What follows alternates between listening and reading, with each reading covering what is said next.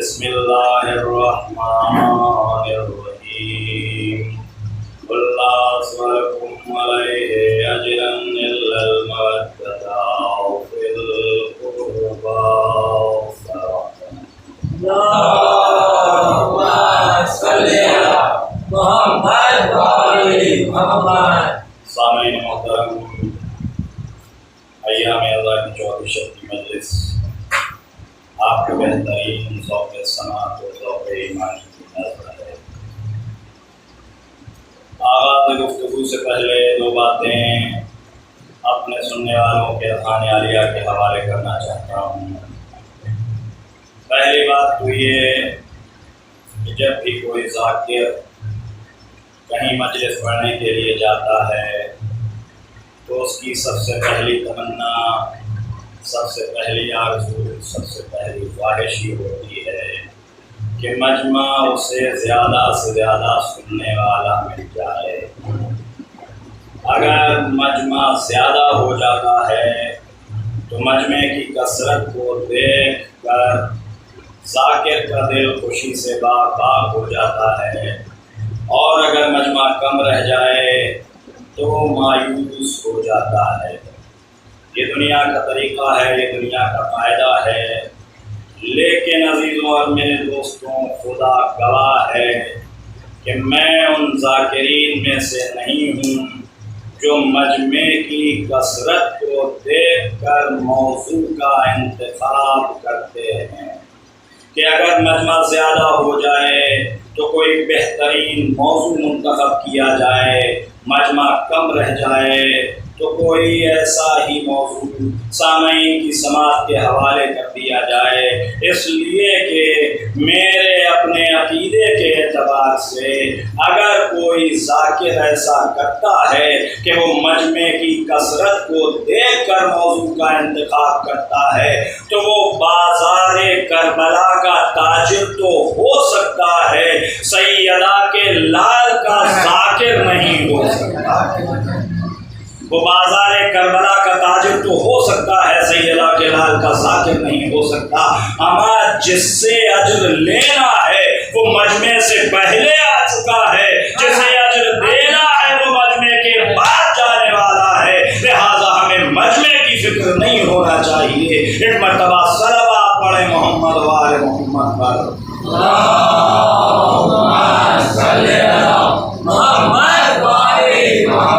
دوسری بات میں اپنے محمد بھائی کے لیے بھی کہہ دوں، دیکھیے جہاں کہیں بھی کوئی مجلس ہوتی ہے، کوئی پروگرام ہوتا ہے تو بانی مجلس کی بھی یہی تمنا ہوتی ہے کہ زیادہ سے زیادہ لوگ جمع ہو جائیں، زیادہ سے زیادہ مجمع اکٹھا ہو جائے، زیادہ سے زیادہ بھیڑ جمع ہو جائے۔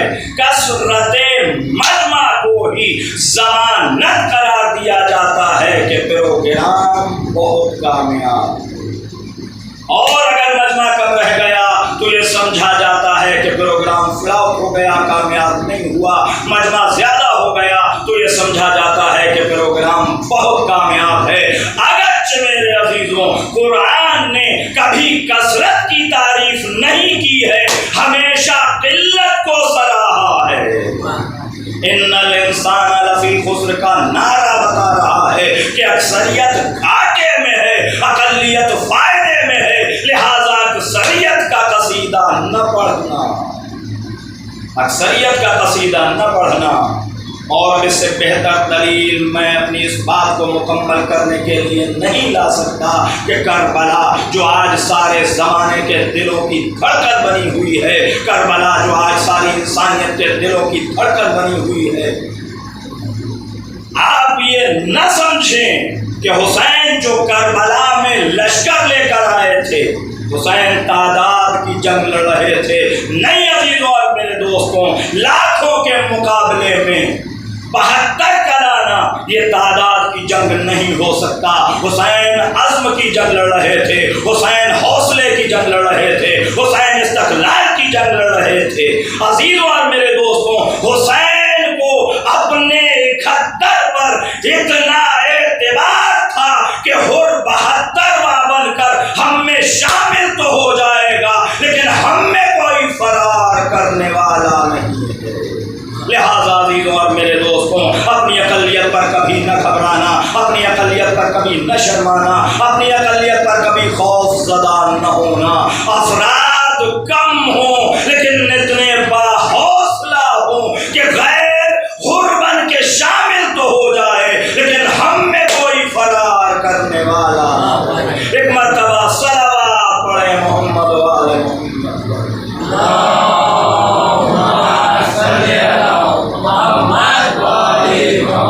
میری بات شاید سامعین تک پہنچ چکی ہے، تو بہت ہی مختصر سی گفتگو پروردگار عالم کا ارشاد گرامی ہو رہا ہے،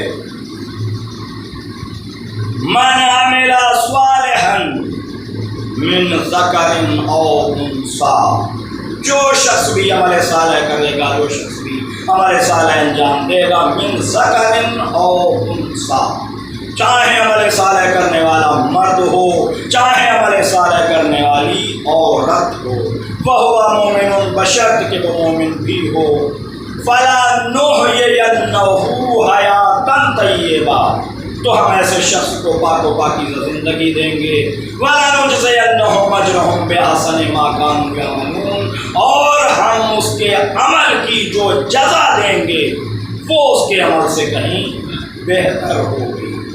عزیز اور میرے دوستوں، آج جب ہم اس آیہ کریمہ کو پڑھتے ہیں تو ذہن میں یہ خیال تو ضرور آتا ہے کہ پروردگار عالم نے اپنے کرم سے نیک عمل کرنے والے مردوں اور اچھے عمل انجام دینے والی عورتوں کو دنیا و آخرت و جنت میں پاک و پاکیزہ زندگی دینے کا وعدہ کیا ہے، یہ اس کا کرم ہے۔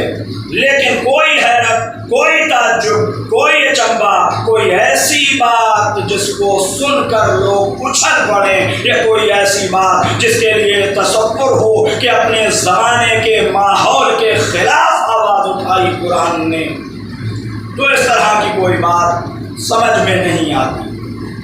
عزیزوں اور میرے دوستوں، یہ 1400 سال کے بعد نزول قرآن کے بعد یہ کیفیت ہے، لیکن جب یہ آیت نازل ہوئی آج سے 1400 برس پہلے، اگر اس ماحول میں اس سیاق و سباق میں رکھ کر ہم اس آیت کو دیکھیں تو پتہ چلے گا کہ یہ کتنا بڑا انقلابی پیغام تھا اور یہ کتنی حیرت انگیز آواز تھی کہ جس کو سننے کے اس زمانے کے لوگ عادی نہیں تھے۔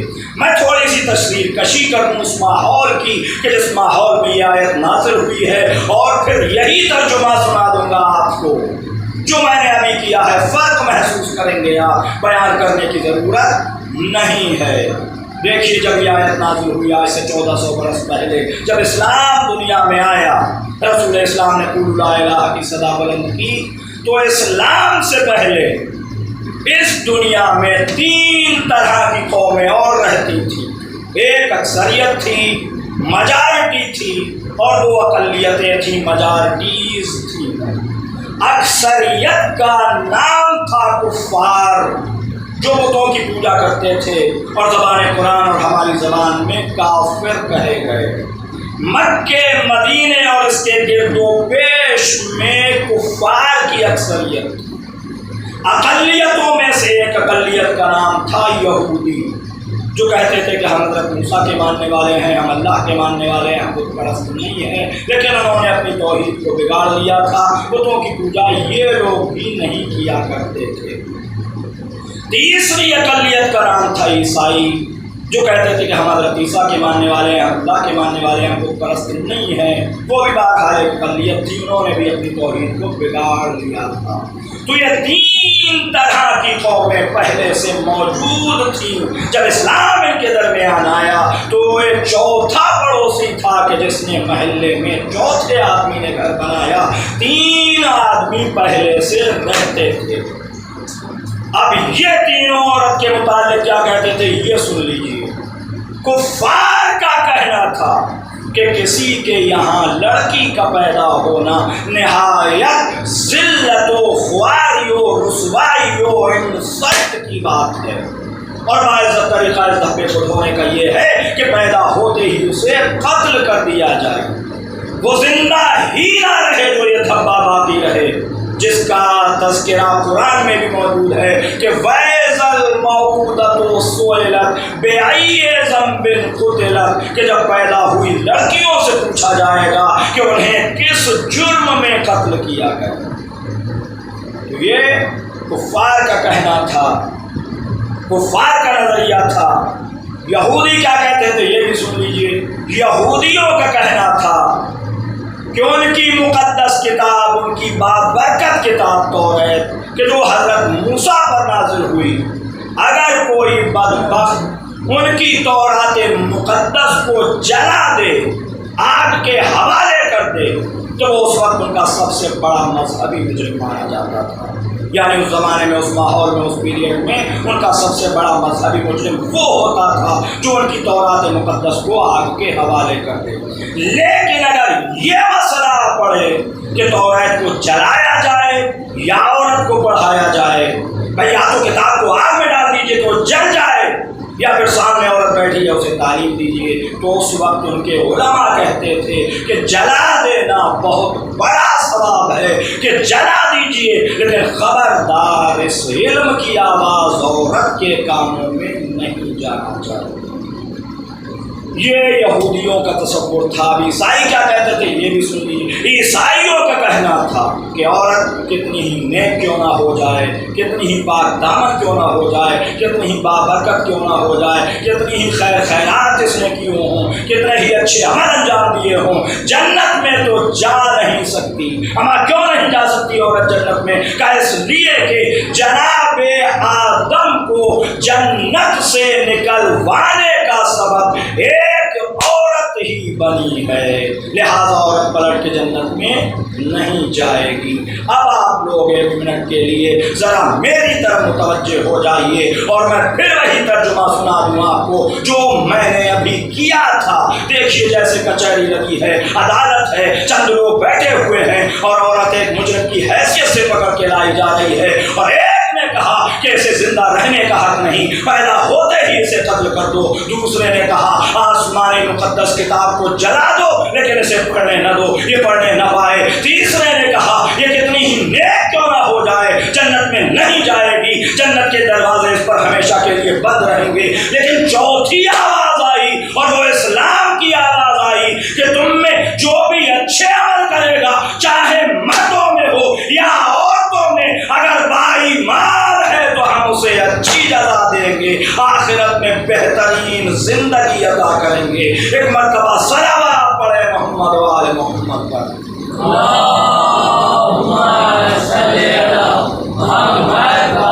मेरे दोस्तों फर्क महसूस किया आपने?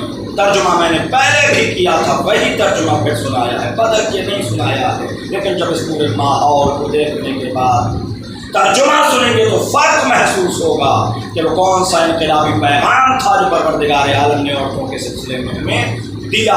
अजीज़ों और मेरे दोस्तों, जहाँ परवरदिगार आलम ने अजीम शान मर्दों को हमारी हिदायत के लिए भेजा और उनको इज्जत व आबरू से सरफराज फरमाया है, वहीं अजीमुल मर्तबत औरतों को भी हमारे दरमियान भेजा है और उनकी भी शान परवरदिगार आलम ने बढ़ाई। चुनांचे इस सिलसिले में जो अजीम शान खवातीन हमें नजर आती हैं, उनमें जनाब सारा है, अज़मत व जलालत की निशानी।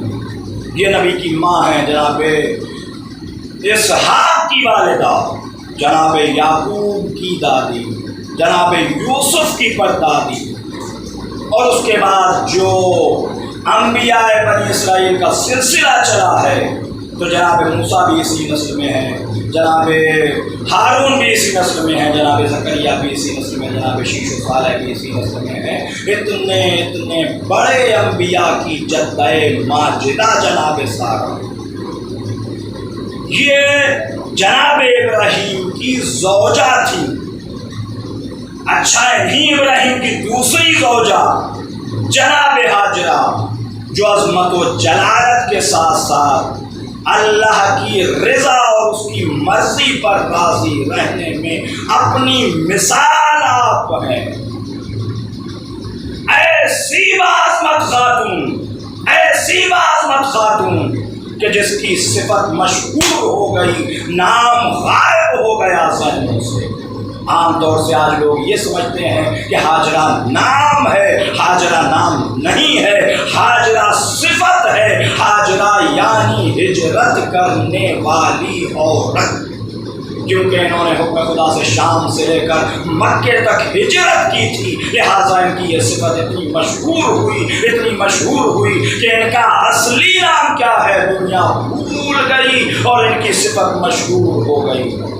جب جناب اسماعیل کی ولادت ہوئی تو مصلحت پروردگار یہ ہوئی کہ جناب ابراہیم کی دونوں بیویاں ایک ساتھ نہ رہیں، لہذا وہی الہی ہوئی ابراہیم تم ہاجرہ کو وہاں پہنچا دو جہاں ہم چاہتے ہیں، ابراہیم تم ہاجرہ کو وہاں پہنچا دو جہاں ہم چاہتے ہیں۔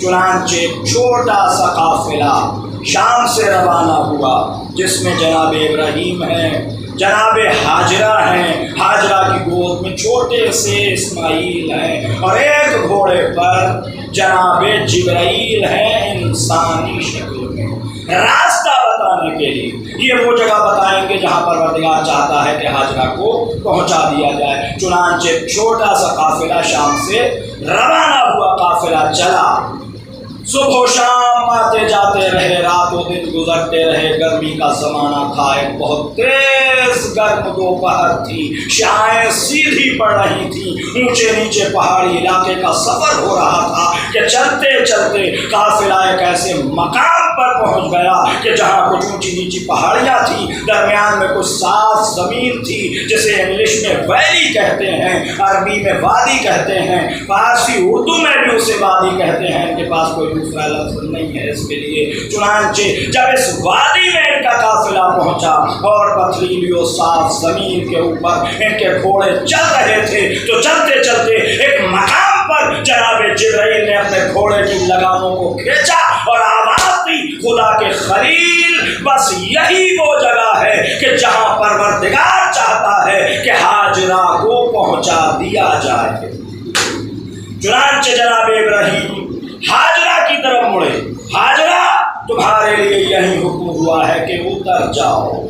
دے لیجیے اللہ کے حکم کی مطیع و فرما بردار بندی، ہاجرہ کو کیا انکار ہو سکتا تھا؟ اللہ کے حکم کی مطیع و فرما بردار بندی، ہاجرہ وہاں اتر گئی، بچے کو اپنی گود میں لیے ہوئے ہاجرہ وہاں اتر گئی، اور پلٹ کر جناب جبرائیل نے ابراہیم سے یہ کہا کہ خدا کے خلیل آپ کے لیے پروردگار کا یہ حکم ہے کہ آپ دونوں پیر رکابوں سے نہ نکالیے۔ حضرات ملاحظہ فرمائیں کہ اس کا مطلب کیا ہوا کہ دونوں پیر رکابوں سے نہ نکالیے گا۔ پر تہذیب کے دائرے میں یہ اشارہ دیا جا رہا ہے کہ آپ یہاں اتریے گا نہیں، اس لیے کہ گھوڑ سوار جب تک دونوں پیر رکابوں سے نہ نکالے اترے گا کیسے؟ جب تک آپ دونوں پیر رکابوں سے نہ نکالیے گا کہیں جا کے بیٹھیے گا کیسے؟ اشارہ تھا، بڑے کی بات ہے، لہذا صاف صاف نہیں کہا جائے گا، اشارتاً کہا جائے گا۔ تو جب اتنی سی بات ہماری سمجھ میں آتی ہے تو وہ تو خدا کے خلیل تھے، فوراً گھوڑا موڑ دیا اور کہا کہ جبرائیل چلو، اور جاتے جاتے ایک مشک پانی جناب ہاجرہ کے حوالے کر دیا اور کہا کہ یہ رکھ لو، بس یہی گلزاد راہ ہے، کھانا پینا پیسہ ضرورت جو کچھ بھی سمجھیے گا، صرف ایک مشک پانی۔ اور اس اللہ کی بندی نے پلٹ کر یہ نہ پوچھا اپنے شوہر سے کہ مجھے کس پا چھوڑ کے جا رہے ہو، یہ نہ پوچھا اپنے شوہر سے کہ مجھے کس پر چھوڑ کے جا رہے ہو۔ میں کہوں گا بی بی ہاجرہ اس میدانی علاقے میں، اس پہاڑی علاقے میں جسے ہم جنگل ہی اس لیے نہیں کہہ سکتے کہ جنگل میں کم از کم درخت تو لگے ہوتے ہیں، یہاں تو کوئی درخت بھی نہیں ہے، ہر طرف چٹیل میدان، نہ کھیتی ہے، نہ باڑی ہے، نہ آدمی ہے، نہ جانور ہے، نہ چرند ہے، نہ پرند ہے، نہ پیڑ ہے، نہ پودے ہیں، آگ برساتا ہوا سورج ہے، دور دور تک علاقے میں انسانی آبادی کا نام و نشان نہیں۔ شوہر چھوڑ کے واپس جا رہا ہے، بیوی بچے کو گود میں لیے بیٹھی ہے، اور اتنا نہ پوچھا کہ مجھے کس پر چھوڑ کے جا رہے ہو۔ میں کہوں گا بیوی ارے اتنا تو پوچھ لیجئے کہ مجھے کس پر چھوڑا۔ ممکن ہے جواب دے، ارے پوچھے وہ جسے اللہ کے وجود پر یقین نہ ہو۔ ایک مرتبہ صلوات پڑھے محمد و آل محمد۔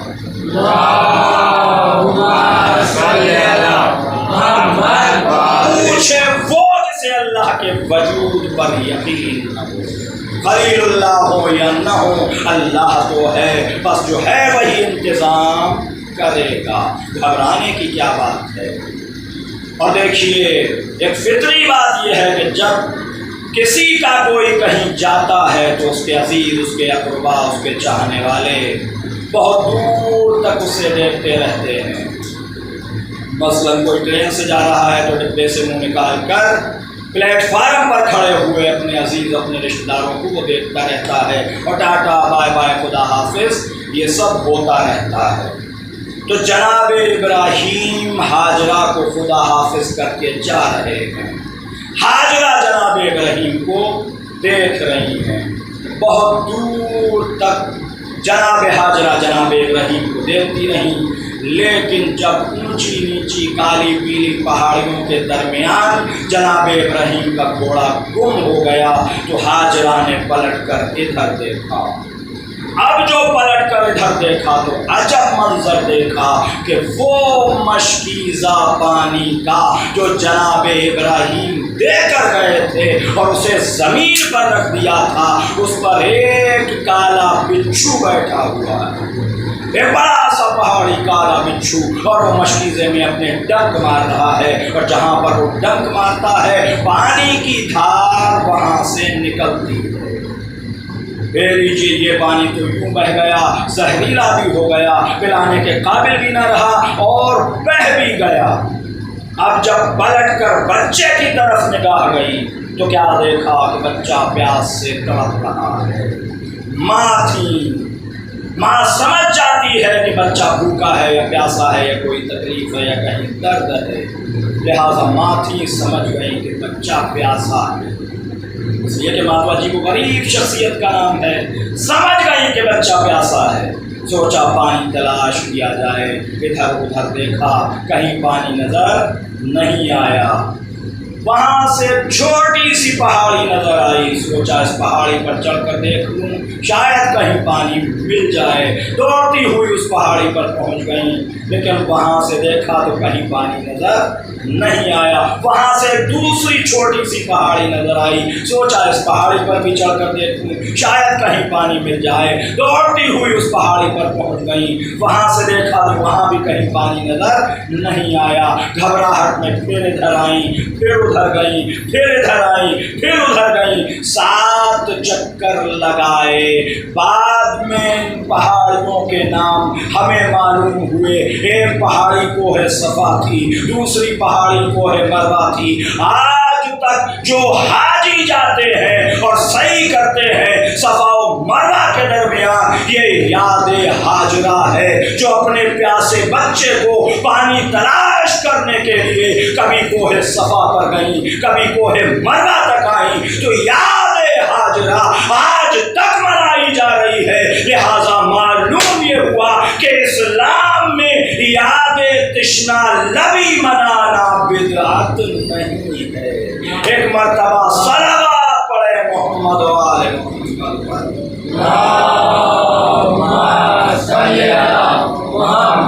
اسلام میں یاد تشنا لبی منانا بدعت نہیں ہے۔ ہاجرہ نے پانی نہ پایا، اتنی صحیح و کوشش کے باوجود جب ہاجرہ کو پانی نہ ملا تو مایوس ہو کر پلٹی ہوئی۔ اب جب بچے کے قریب آئیں تو کیا دیکھا کہ بس اب آخر ہے، سانس نکلنے ہی والی ہے، ہاتھوں پیروں میں کھچاؤ جو آخری وقت کی علامت ہے موجود ہے، لہذا منہ پھیر کے کھڑی ہو گئی کہ ماں دم نکلتا دیکھ کر کہیں دامن صبر ہاتھ سے چھوٹ نہ جائے، کہیں پروردگار کو میری کوئی ادا بری نہ لگ جائے، لہذا میں دیکھوں گی۔ منہ پھیر کے کھڑی ہو گئیں، کافی دیر تک منہ پھیرے کھڑی رہیں، لیکن آخر ماں تھی، آخر فطرت بھی تو کوئی شے ہوتی ہے، فطرت نے مجبور کیا، کہا آخری بار اور دیکھ لوں کہ زندہ ہے یا مر گیا۔ اب جو پلٹ کر دیکھا تو عجب منظر دیکھا کہ بچہ بھی زندہ ہے، سانسیں چل رہی ہیں، کروٹیں بدل رہا ہے، ایڑی رگڑ رہا ہے، اور جہاں پر ایڑی رگڑ رہا ہے وہاں سے پانی کا ایک صاف و شفاف چشمہ جاری ہے۔ خوشی سے چہرہ کھل اٹھا، ہائے یہاں تو پانی بہ رہا ہے، یہاں سے تو چشمہ پھوٹا ہے، لہٰذا جلدی سے مڑی اور مڑ کر پانی چبلو میں لے کر بچے کو پلانا شروع کیا۔ یوں بچہ پانی پیتا گیا، یوں بچے کی حالت سدھرتی گئی، اور چند ہی لمحات میں پانی نے بچے پر آب حیات کا کام کیا، اور پانی پی کر بچہ ایک دم تر و تازہ ہو گیا جیسے کوئی تکلیف تھی ہی نہیں۔ اب خود بھی اتنا تھک گئی تھی، صفا و مروہ کے درمیان دوڑی تھی، دل مضطرب تھا، پریشان تھی، لہٰذا کتنی پیاس لگائی ہوگی، لہٰذا خود بھی پانی پیا، اور پانی پی کر وہیں کے ریت اور سنگریزے کو پانی کے چاروں طرف چکرا جیسا ہماری اردو میں کہتے ہیں بنا دیا۔ پانی اس چکر میں بھر گیا، پاک پانی چمکنے لگا، آسمان پر سورج، کھلی ہوئی دھوپ میں پانی چمکنے لگا۔ آسمان پر کچھ پرندے اڑ رہے تھے، انہوں نے زمین پر پانی دیکھا، وہ اترے اور اتر کر انہوں نے پانی پیا، اور پانی پی کر بجائے اس کے کہ وہ اڑ کے کہیں چلے جاتے، وہ وہیں پر منڈلانے لگے، وہ وہیں پر گھومنے لگے، وہ وہیں پر گول گول چکر کھانے لگے، گویا یہ فضا میں طواف ہو رہا تھا، یہ فضا میں طواف ہو رہا تھا۔ بہت دور ایک قافلہ پیاسا بھٹک رہا تھا، انہیں پانی کی تلاش تھی، کئی دنوں سے ادھر ادھر بھٹک رہے تھے، پانی نہیں مل پا رہا تھا انہیں۔ ان کے سردار کی نظر پڑی، بہت دور ایک بلندی پر کچھ پرندے ہیں جو اڑ رہے ہیں، اور وہ اڑ کے کہیں جا نہیں رہے ہیں، وہ وہیں پر مسلسل منڈرا رہے ہیں، گھوم رہے ہیں۔ لہٰذا اس نے سوچا کہ شاید وہاں پر پانی ہو، لہٰذا چل کے دیکھنا چاہیے۔ یہ تو تلاش میں تھے ہی پانی کی، لہٰذا سردار نے حکم دے دیا، پورا کے پورا قافلہ چل پڑا۔ جانوروں کی سیدھ لیے ہوئے سا راستہ وہ جانور بتا رہے تھے، لہٰذا کافی دور چلنے کے بعد سردار قافلے کو لے کر اس منزل پر پہنچ گیا کہ جہاں پر پرندے اڑ رہے تھے، جہاں پر پرندے اڑ رہے تھے وہاں پر پہنچا تو عجب منظر دیکھا کہ ایک بیوی ہے جو بچے کو گود میں لیے بیٹھی ہے، اور پانی بھرا ہوا ہے سامنے چھلک رہا ہے۔ سردار تمیزدار آدمی تھا، آتے ہی پانی پر ٹوٹ نہیں پڑا، حالانکہ پیاسا تھا۔ آنے کے بعد پہلے بیوی کو سلام کیا، بیوی نے جواب سلام دیا، ہاتھوں کو جوڑا سردار نے، بیوی ہم بہت پیاسے ہیں اور بہت تکلیف ہے ہمیں اس پانی کی وجہ سے، اب یہاں پانی مل گیا ہے، بھرا ہوا ہے، اگر آپ اجازت دیں تو ہم اس میں سے تھوڑا سا پانی پی لیں۔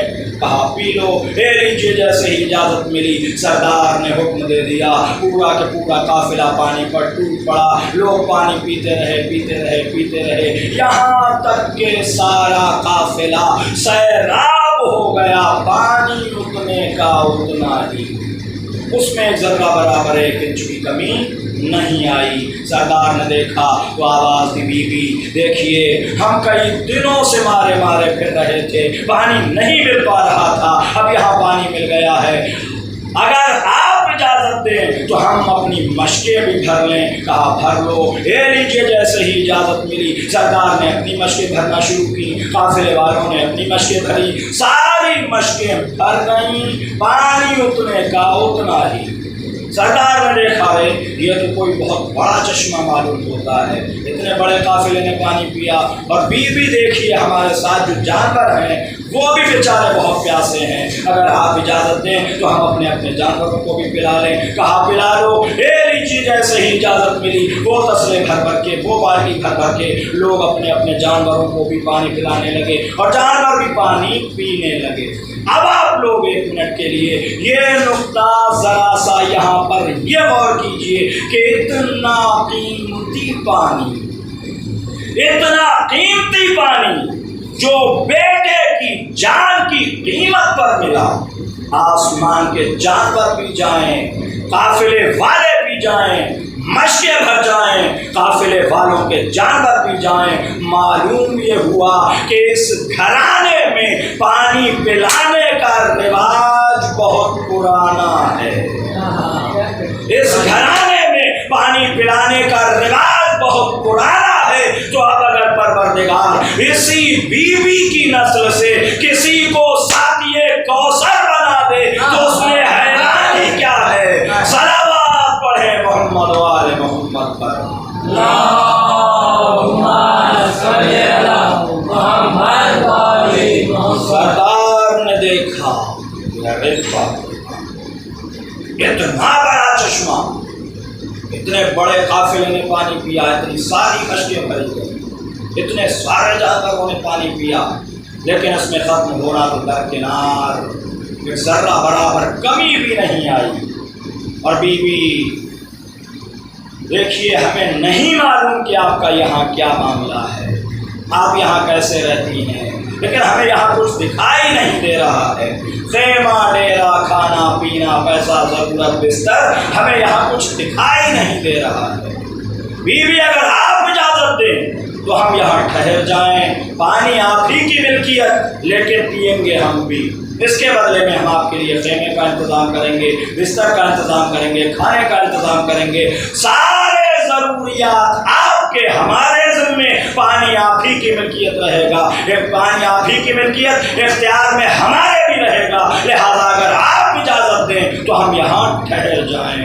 کہا ٹھہر جاؤ، اے لیجیے جیسے ہی اجازت ملی، سردار نے حکم دے دیا، پورا کے پورا قافلہ اتر پڑا، عورتیں اتر آئیں، بچے اتر آئے، خیمے لگنے لگے، ڈیرے لگنے لگے، اور بیچوں بیچ آج جہاں خانہ کعبہ بنا ہوا ہے وہاں پر جناب حاجرہ کا خیمہ لگایا گیا، اور اس کے گرد و نواح میں قافلے والوں نے اپنے اپنے خیمے لگا دیے، اور کچھ ہی دیر میں وہاں پر یہ منظر تھا کہ خیمے لگے ہوئے تھے، ڈیرے لگے ہوئے تھے، بستر بچھے ہوئے تھے، اور جناب اسماعیل کو قافلے والوں کے بچے اپنی گودی میں لے کر ادھر ادھر ٹہلنے لگے، عورتوں نے ساتھ جلدی جلدی چولہے جلا دیے، آگ سلگنے لگی، کھانا پکنے لگا۔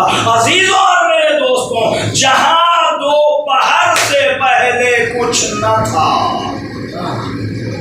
جہاں دوپہر سے پہلے کچھ نہ تھا، وہاں شام ہونے سے پہلے کھانا بھی تھا، پانی بھی تھا، آدمی بھی تھے، جانور بھی تھے، مرد بھی تھے، عورتیں بھی تھیں، بچے بھی تھے۔ یہ ہے من یتوکل علی اللہ فہو حسبہ، جو اللہ پر بھروسہ کرتا ہے اللہ اس کے ساتھ ہے۔ ایک مرتبہ صلوات پڑھیں محمد و آل محمد۔ اللہم صلی علی محمد و جو آل اللہ پر بھروسہ کرتا ہے اللہ اس کے ساتھ۔ میں نے ابھی جملہ کہا تھا کہ سردار تمیزدار آدمی تھا۔ دیکھیے عزیزوں، ہمیں پوری تاریخ اسلام میں کبھی تمیزدار آدمیوں سے کوئی شکایت نہیں ہے۔ پوری تاریخ اسلام کو اٹھا کر دیکھ لیجئے، تمیزدار آدمیوں سے ہمیں کوئی شکوہ نہیں رہا۔ ہم آج تک اس سردار کی تعریف کرتے ہیں کہ پورا قافلہ اس کے ساتھ تھا، ایک کمزور عورت، ایک تنہا عورت، ایک مجبور عورت، ایک بے بس عورت بچے کو گود میں لیے بیٹھی تھی۔ کیا تھا کہ آ کے پانی پی لیتا، کیا روک لیتی اسے؟ لیکن نہیں، ہم آج تک اس سردار کی تعریف کرتے ہیں کہ اس نے بات تمیز سے کی، پہلے سلام کیا، پھر اجازت لی، پھر پانی پیا۔ بس یہی جھگڑا تو ہمارا اس دنیا سے ہے کہ آل محمد سے جو کچھ چھین کے لیا ہے، اگر مانگ کے لے لیا ہوتا۔ صلوات پڑھیں محمد و آل محمد پر۔ اللہم صلی علی محمد و آل محمد۔ یہ ہے جناب حاجرہ، عظمت و جلالت کی نشانی۔ تاریخ آگے بڑھتی ہے، ہمیں ایک بیوی اور نظر آئی، دنیا کی چند عظیم الشان بیویوں میں سے ایک، دنیا کی چند عظیم مرتبت بیویوں میں سے ایک جناب کلثوم۔ لیکن قرآن مجید نے جو ان کا رول لکھا ہے وہ بہت ہی مختصر ہے، لیکن بعض مختصر واقعات بھی کبھی کبھی نتیجے کے اعتبار سے بہت اہم مانے جاتے ہیں۔ یہ جناب موسیٰ کی بڑی بہن تھی اور کوئی اتنی بڑی بہن نہیں۔ جب جناب موسیٰ کی ولادت ہوئی تو باقاعدہ سمجھدار تھیں، معاملات و مسائل کو سوچنے اور سمجھنے کی صلاحیت ان کے اندر موجود تھی۔ چنانچہ جب موسیٰ کی ولادت ہونے والی تھی تو وہی الہی ہوئی، اے مادر موسیٰ، جب موسیٰ کی ولادت ہو تو تم انہیں ایک صندوق میں رکھ کر دریائے نیل میں ڈال دینا۔ چنانچہ ایسا ہی ہوا، جب موسیٰ کی ولادت ہوئی تو ان کی ماں نے انہیں ایک صندوق میں رکھا اور رکھنے کے بعد دریائے نیل میں ڈال کر چلی آئی۔ ماں تو کلیجے پر پتھر رکھ کر بیٹے کو دریا میں ڈال کر چلی آئی، لیکن بہن کلثوم جو ماں کے ساتھ ساتھ گئی تھی وہ دریا کے کنارے چلنے لگی۔ اب آپ پس منظر دیکھیے گا، ادھر ادھر دریا بہہ رہا ہے، دریا میں موجیں ٹھاٹے مار رہی ہیں، موجوں کے اوپر صندوق بہہ رہا ہے، کنارے بہن چل رہی ہے۔ بہن کی نظر بھائی کے صندوق پر ہے، بھیا ابھی خیریت سے ہے، ابھی پانی میں ڈوبا نہیں، ابھی خیریت سے ہے، ابھی پانی میں ڈوبا نہیں، ابھی خیریت سے ہے، ابھی پانی میں ڈوبا نہیں۔ چلتی رہیں، اب کتنی دور چلیں، 1 فرسخ 2 فرسخ 1 فرلانگ 2 فرلانگ 100 گز 200 گز، یہ خدا کے علم میں ہے۔ بہرحال چلتی رہیں، چلتے چلتے اس مقام پر پہنچی جہاں پر دریا سے ملا ہوا فرعون کا محل تھا۔ محل کی حالت یہ تھی کہ دریا کا پانی محل کی دیوار کو ٹکر دیتا تھا، محل کی دیوار دریا کے پانی میں اتری ہوئی تھی۔ اب یہاں سے کسی انسان کا دریا کے کنارے چلنا ناممکن تھا، یا تو کشتی آئے اس پہ بیٹھ کے جائے، یا اتنا لمبا چکر کاٹ کے تو فرعون کا جو محل تھا سینکڑوں بیگھے میں لبود، تو یہاں تک تو آ گئی، یہاں راستہ ہو گیا بند، اب کیا کریں؟ اب کھڑی ہو گئی، کہا جہاں تک نگاہ کام کرے وہیں تک دیکھ لیتی ہوں۔ دیکھتی رہی، بھیا ابھی خیریت سے ہے، ابھی پانی میں ڈوبا نہیں، ابھی خیریت سے ہے، پانی میں ڈوبا نہیں، ابھی خیریت سے ہے، پانی میں ڈوبا نہیں۔ ابھی صندوق نگاہوں سے اوجھل نہیں ہوا تھا کہ انہوں نے دیکھا کہ فرعون کے محل کی چھت سے 2 3 4 5 آدمی جھماجھم غوطہ خور دریا میں کودے اور صندوق کو اپنی طرف کھینچا اور لے کر چل دیے اور فرعون کے محل میں داخل ہو گئے۔ انہیں یقین ہو گیا، اطمینان ہو گیا کہ بھیا خیریت سے فرعون کے محل میں پہنچ گیا، دریا میں ڈوبا نہیں۔ اب یہ خوشی خوشی محل کی طرف چلی۔ ظاہر سی بات ہے دروازے پر پہرا بھی ہوگا، کوئی عام انسان کا گھر تو تھا نہیں، کوئی بھی آئے داخل ہو جائے، سپاہی بھی ہوں گے، پہرا بھی ہوگا، لیکن قرآن کہتا ہے کہ کسی نہ کسی ترکیب سے، کمزور لڑکی کو کون روکتا ہے، کسی نہ کسی ترکیب سے یہ اندر پہنچ گئی۔ جب اندر پہنچی تو وہاں پر عجب منظر دیکھا کہ جناب آسیہ بچے کو آغوش میں لیے بیٹھی ہیں اور کہہ رہی ہیں کہ اس بچے کو تو میں پالوں گی اور یہ بس مجھے مل گیا اور اب میں اسے ضائع نہیں ہونے دوں گی۔ اور فرعون بھی کچھ خاموش سا ہے، مخالفت نہیں کر رہا ہے۔ لیکن تھوڑی دیر میں ایک مسئلہ، ایک پرابلم یہ پیدا ہوئی کہ بچہ کسی کی طرف متوجہ نہیں ہوتا، بچہ کسی کا دودھ نہیں پیتا۔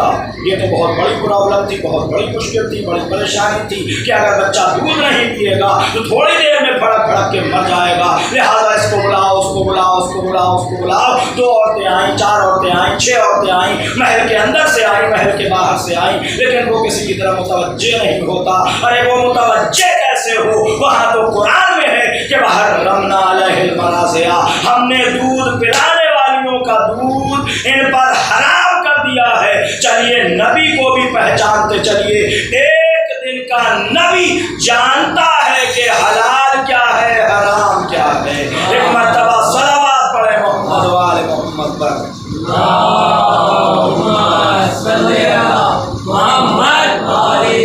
اب قرآن کہتا ہے کہ جب پرابلم بڑھتی جاتی ہے، پریشانی بڑھتی جاتی ہے، تو قرآن کہتا ہے کہ جناب کلثوم آگے بڑھی اور آگے بڑھنے کے بعد کہا کہ ایک خاندان کو میں بھی جانتی ہوں، ایک خاندان کو میں بھی جانتی ہوں جس میں ایک بیوی دودھ پلانے والی ہے، اگر تمہارا حکم ہو تو بلا لاؤں۔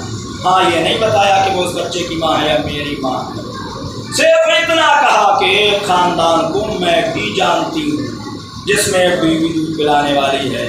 دیکھیے بڑے لوگوں کا مزاج یہ ہوتا ہے کہ جب ان کی غرض ہوتی ہے تو بڑے بااخلاق ہو جاتے ہیں، بہت ہی اخلاق و محبت کے ساتھ فرعون کلثوم سے پیش آیا اور کہا کہ جاؤ جلدی سے بلا کے لے ہی آؤ، اور دیکھو کہیں دیر نہ کرنا، بس جانا اور جا کے لے ہی آنا۔ اب یہ خوشی بخوشی اپنے گھر کی طرف چلی۔ ماں بیچاری اس طرح وہ اندیشے میں بیٹھی تھی کہ پتہ نہیں میرا بچہ کہاں پہنچا ہوگا، زندہ بھی ہوگا یا پانی میں ڈوب گیا ہوگا۔ گھر پہنچی، ایک مرتبہ ماں کے گلے میں باہیں ڈال دی، اماں مبارک ہو، بھیا خیریت سے پہنچ گیا فرعون کے دربار میں، لیکن اماں وہ کسی کا دودھ نہیں پی رہا ہے، اور میں اس سے کہہ کے آئی ہوں کہ ایک کو میں بھی جانتی ہوں، ہاں میں نے تمہارا نام وام نہیں بتایا، پتہ بھی نہیں بتایا، خاندان بھی نہیں بتایا، یہ بھی نہیں بتایا کہ اس بچے کی ماں ہے یا میری ماں ہے، میں اتنا کہہ کے آئی ہوں کہ ایک خاندان کو میں بھی جانتی ہوں جس میں ایک بیوی دودھ پلانے والی ہے، لہٰذا چلو تم انہوں نے بلایا ہے۔ اب یہ دونوں ماں بیٹی خوشی کا خوشی چلی فرعون کے محل میں پہنچی، بچے کو آغوش میں لیا تو ظاہر سی بات ہے وہ تو ماں تھی، فوراً شیر نوش فرمانا شروع کر دیا، اور اس طرح وہ مسئلہ، وہ پرابلم، وہ پریشانی جو پیدا ہوئی تھی وہ ختم ہو گئی، اور قرآن نے اس چیپٹر کو یہیں پر بند کر دیا یہ کہہ کر کہ اس طرح سے ہم نے بیٹے کو ماں سے ملا دیا۔ اس کے آگے جناب کلثوم کا کوئی تذکرہ نہیں ہے، کوئی ذکر نہیں ہے۔ یقیناً وہ بڑی بااخلاق ہوں گی، یقیناً وہ بڑی پاک دامن ہوں گی، یقیناً وہ بڑی عظمتوں کی مالک ہوں گی، لیکن قرآن نے اس کے آگے ان کا کوئی ذکر نہیں کیا ہے۔ لیکن عزیزوں ایک جملہ کہنے کو جی چاہتا ہے کہ بھائی کے ساتھ ساتھ تھوڑی دور بہن چلی تو یہ ادا اللہ کو اتنی پسند آئی کہ جناب کلثوم دنیا کی چند عظیم الشان بیویوں میں سے ایک ہیں۔ اب آپ کا ذہن خود ہی کام کر رہا ہوگا کہ کیا کوئی اور بہن بھی ہے جو دین کو بچانے کے لیے اپنے بھائی کے ساتھ چلی؟ کیا کوئی اور بہن بھی ہے جو دین کو بچانے کے لیے اپنے بھائی کے ساتھ چلی ہے اور ہزاروں میل کا سفر طے کیا ہے اور کس عالم میں چلی ہے؟ آپ جانتے ہیں پہلے دونوں بھائی اور بہن روضہ رسول پر گئے ہیں، آواز دی ہے نانا خدا حافظ، نانا ہم جا رہے ہیں، نانا ہم وعدہ طفلی نبھانے کے لیے جا رہے ہیں، نانا آپ نے مکہ چھوڑا تھا، مدینے والوں نے پناہ دے دی تھی، حسین مدینہ چھوڑ رہا ہے، کربلا والے پناہ نہ دیں گے، نانا خدا حافظ۔ نانا کو خدا حافظ کر کے چلے، بھیا حسن کی لحد پر آئے، بھیا حسن کو بھی خدا حافظ کہہ دیا، اماں کی لحد کی طرف چلے۔ تاریخ بتاتی ہے کہ جب حسین نانا کے روضے پر جا رہے تھے تو آہستہ آہستہ جا رہے تھے، جب بھیا کی لحد پر جا رہے تھے تو آہستہ آہستہ قدم بڑھا رہے تھے، لیکن جب ماں کی تربت کی طرف جا رہے تھے تو اس طرح سے دوڑ رہے تھے جیسے کوئی بچہ اپنی ماں کی آغوش کی طرف دوڑتا ہے، دوڑ کر تعویذ قبر سے لپٹ گئے تھے، اماں خدا حافظ، اماں ہم جا رہے ہیں، اماں آج کے بعد اگر آپ کی قبر پر چراغ نہ جلے تو نانا سے شکایت نہ کرنا، اس لیے کہ آپ کی قبر پر چراغ جلانے والا حسین ہمیشہ کے لیے کربلا جا رہا ہے۔ اے اماں کیا اپنے لال کے ساتھ کربلا نہ چلو گی؟ اماں لہو میں اپنا چمن دیکھنے چلو، زینب کے بازوؤں میں رسن دیکھنے چلو، عزاداروں زینب کے بازوؤں کی بات آئی، قبر بطول کو زلزلہ آیا، آواز آئی اے میرے لال حسین، میرا عباس کہاں ہے؟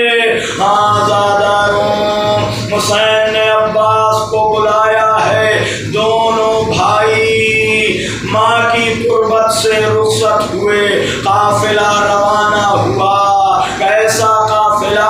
جس میں کچھ بچے بھی ہیں، جس میں کچھ جوان بھی ہیں، جس میں کچھ ضعیف بھی ہیں، جس میں کچھ عورتیں بھی ہیں۔ قافلہ چل رہا ہے، ایک منزل گزری، دوسری منزل گزری، تیسری منزل گزری، چوتھی منزل پر جب یہ قافلہ رکا تو ایک مرتبہ وہ ہماری کہ جس میں جناب زینب سوار تھی، اس میں سے ایک آواز نمودار ہوئی، اماں فضہ، اماں فضہ، جاؤ جا کر میرے بھیا حسین کو بلا لاؤ۔ ہاں زاداروں، فضہ نے حسین کو بلایا۔